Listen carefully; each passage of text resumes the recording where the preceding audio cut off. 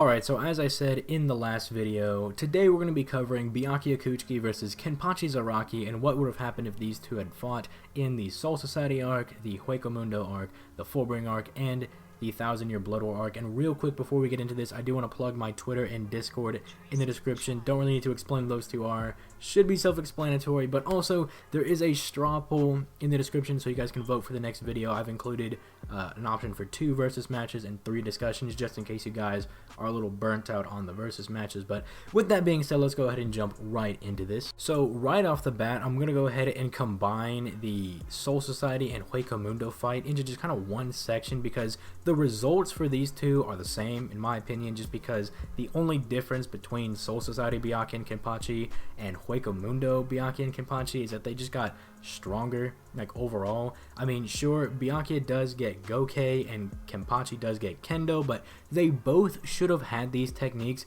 in the Soul Society arc, seeing as Byakuya has a mastered Bankai and should have all of his techniques available to him, and Kenpachi learned Kendo very early on when being initiated into the Soul Society, so I don't see why these two wouldn't have it in the Soul Society if not for just Kubo not creating the techniques at that point. But with that being said, I'm just going to open up and say that I think Byakuya wins in the Soul Society and Hueco Mundo arcs for 2 reasons. The first being that the gap in strength between Byakuya and Kenpachi is not large enough for Kenpachi to just straight up muscle through every one of Byakuya's techniques. And 2, Byakuya is way too versatile for Kenpachi to be able to deal with at this point. Now, to Kenpachi's credit, he does have Byakuya pretty thoroughly beat in strength, stamina, durability, and spiritual pressure. I mean, just to kind of give you guys an example on where these two stand, just being in Kenpachi's presence while he was suppressed with the eye patch,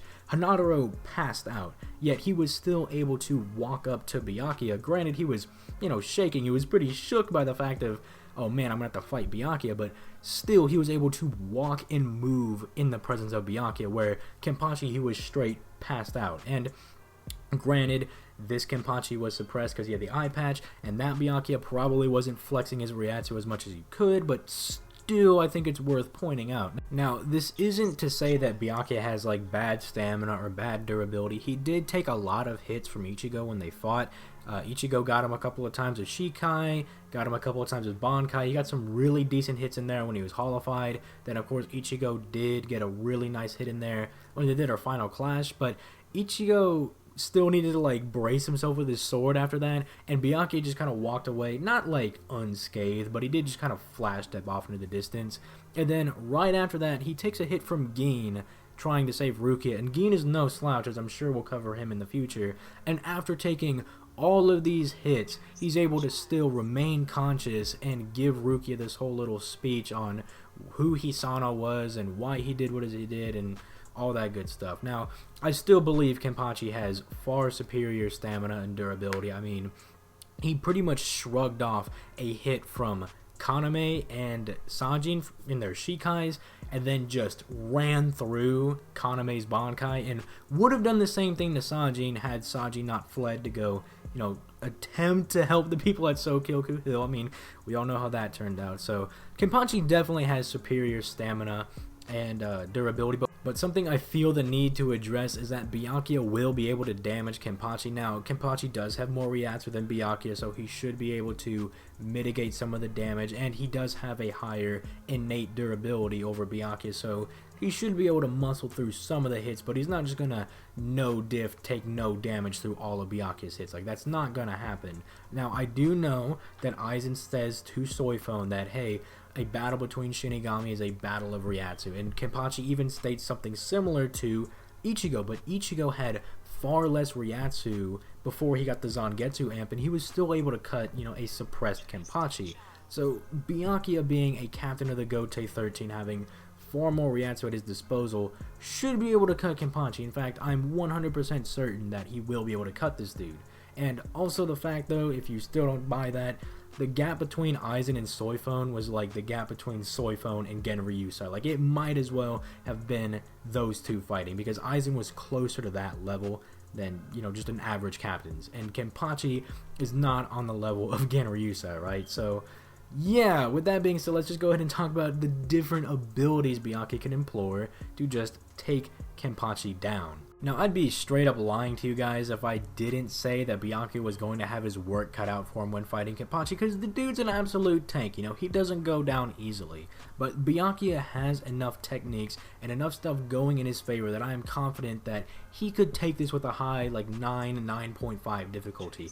The first thing Byakuya has that's really notable in his favor is speed. It's going to be very hard for Kenpachi to hit Byakuya just because of how fast the dude is, and he does have a technique where he can substitute an article of clothing for himself. So even if Kenpachi manages to catch Byakuya and get a hit on him, he might himself out for like his captain's cloak or something like that. Now, I do know he employs that in the Hueco Mundo arc, and it might not be applicable to the Soul Society arc because that is something he might have learned for the Aizen War, because that was Yoruichi's technique. So while, you know, he was being an old grouch in the Soul Society, he might have been like, well, I don't need to learn her techniques. But then, you know, when Aizen threatened, you know, everything they knew and loved, then he was like, okay, maybe I should learn this technique. So he does have that in the Hueco Mundo, definitely, but in the Soul Society, he might not. 2, Byakuya has Kido, and the one I'm thinking that is going to come in handy the most is Ryujukoro, the light binding Kido, which, do not get me wrong, I don't think that Byakuya uses that and he just completely binds Kenpachi for the rest of the match. No, I'm pretty sure Kenpachi will be able to break out of that, seeing as Ichigo in episode 1 was able to break out of, you know, Sai, which is not as powerful, but still it shows that you can break out of these binding Kidos. But the whole point would be to like mess up Kenpachi's momentum and give Byakuya an opening to hit him, or give Byakuya the opening to just back up. You know, he binds Kenpachi, gets a free hit in, or he's like, okay, he's binded, let me just back up and, you know, set something else up. Because this plays into Byakuya's third factor, his intelligence. He's far smarter than Kenpachi, and that's not to say that Kenpachi is an idiot. I mean, a lot of people think he's stupid, but Kenpachi's not entirely dumb. It's just he doesn't like using his brain. He prefers to just hack and slash. But I mean, he's not dumb. But Byakuya is definitely far more intelligent than Kenpachi is, and I am for certain he's going to be employing a bunch of strategies to bring this guy down. In fact, he's going to have to. He's not going to do anything stupid like charge up to Kenpachi and be like, yeah, let's have just a straight up sword duel. Like, no, Byakuya would get murdered. But yeah, playing into the fourth thing that I got here for Byakuya is his Bankai. His Bankai is so diverse that there are just a few ways I've concocted that he could wear Kenpachi down and then get into something like Senkei or Shukai Hakteiken and finish Kenpachi out. The first one is just use Gokei, just essentially nuke Kenpachi with Senbon Sakura, which would weaken him down, seeing as Zomari, who, do not get me wrong, I'm not saying Kenpachi is Zomari level, but Zomari did shield himself against Gokei and still took a huge hit that pretty much left the dude in a near-death state. And, you know, Kenpachi, again, he is stronger than Zomari in, like, the Hueco Mundo arc, and should be able to take it a little bit better, but still, after getting hit with something that powerful, I do think he'd be considerably weakened to the point where Byakuya could activate Senkei and then engage Kenpachi in actual combat. And then, you know, if Kenpachi, like, say he tries to swing at Byakuya, he could always call down one of the swords to, like, stab Kenpachi in like the arm and the foot. He could even send one at the back of the dude's head, so Kenpachi's either going to get like stabbed in the back of the head, or if he like tries to reach around and block it, then that leaves him opening from an attack from Byakuya. The second way is I could just see Byakuya kind of pestering Kenpachi with his base Bankai, you know, just getting in some good hits here and there, and eventually just wearing him down that way, because in that state, Byakuya is more of a ranged fighter. He's more of try to keep himself away from his enemy as much as possible, which works really well against someone like Kenpachi, because essentially you just wear them down to the point to where you can engage them. And that's generally the strategy I see Byakuya employing against Kenpachi. And since Kenpachi really doesn't have anything at this point in the series, there's nothing he can really do to stop Byakuya from doing this. I mean, Kenpachi does have Kendo, however, Byakuya can use Senbon Sakura defensively. We've seen him do this, in fact, when Ichigo initially released his Bankai. You know, he lets out this big laser Kamehameha thing, and Byakuya just puts Senbon Sakura in front of himself and takes no damage from the attack. And granted, I'm sure Kendo from Kenpachi is far stronger than Ichigo, like in his Shikai, shooting out some random laser to go into Bankai. but still, if Byakuya has like millions upon billions of blades at his disposal, I'm sure he could create like tens, if not like at least 100 layers of Senbon Sakura to either take no damage or just completely mitigate the damage to the point that it's not going to do anything to him. So yeah, that's the general strategy I see Byakuya employing, and I don't see Kenpachi being able to do anything about it. You know, he just doesn't have anything at his disposal, and the main thing here is that the gap in strength is just not large enough for Kenpachi to just straight up muscle through all of Byakuya's techniques. However, this does change in the Fullbring and 1000-Year Blood War. Alright, so in the Fullbring arc and in the 1000-Year Blood War arc, Kenpachi pretty much slaughters Byakuya like no contest. Two reasons for why he slaughters in the Fullbring arc. One, the Bleach light novel, The Spirits Are Always With You. In that light, Kenpachi defeats an Iran card known as Sion Grants, who is Iran card number 100. In his Resurrection, he becomes Iran card number 0. And as stated by Uryu Ishida, he has Ryatsu comparable to Vassal Lord Ichigo. Kenpachi then beats Sion Grants. And then right after that, he beats the previous Kenpachi, or some previous Kenpachi, who was watching the entire fight go down between Kenpachi and Sion Grants and was pretty much laughing at them like they were fodder. And then Kenpachi kills that guy too. So already we have Kenpachi being greater than or equal to Vassal Lord Ichigo, and we see nothing from Byakuya putting him at that level. But to even further back this up with point number 2, Byakuya gets about annihilated by 1 Sternritter in Asnot, and Kenpachi solos 3 Sternritters, no diff. Now, before somebody says, well, Byakuya got his Bankai stolen, that's why he got killed, and Kubo was trying to kill Byakuya off, that's why he got slaughtered. I mean, that is no excuse, because look at Toshido. Toshido was nowhere near in as worse a condition as Byakuya was, and not only did he get his Bankai stolen, but he couldn't even use his Shikai because Yamamoto screwed it up by going into Bankai and evaporating all the water. So where's Byakuya's excuse for getting absolutely manhandled by 1 Sternritter, where someone like Toshido isn't even needing like 0 squad help to recover? It's just, no, Kenpachi absolutely just negs in this arc. Like, you know what I was saying about the gap in strength not being wide enough or great enough in the past little segment? Yeah, no, that is not a concern here. Byakuya pretty much just cannot do anything to Kenpachi at this state. Like, I literally imagine Byakuya using Gokei on Kenpachi, and we have a scenario like Yamamoto using Ito Kaso on Aizen, where it just ruffles up his clothes a little bit, maybe does a little bit of damage, then Kenpachi's like, wow, this is all you can do? That's disappointing, and then just cuts Byakuya down.